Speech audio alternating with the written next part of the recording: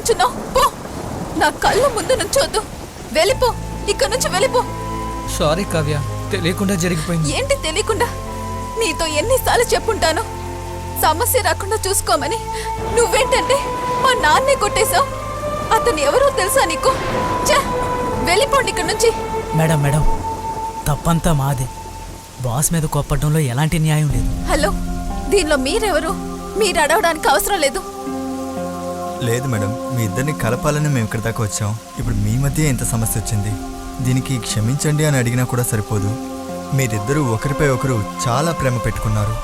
కోపాన్ని గట్రా పక్కన పెట్టి మనసును అర్థం చేసుకోండి. మమ్మల్ని క్షమించండి. ఇతనిపై ఎటువంటి తప్పు లేదు. మీరు ఏది చెప్పక్కర్లేదు. దయచేసి ఇక్కడ నుంచి బయలుదేరండి. ఇంకా నేను ఎవరిని నమ్మేదట్లేదు.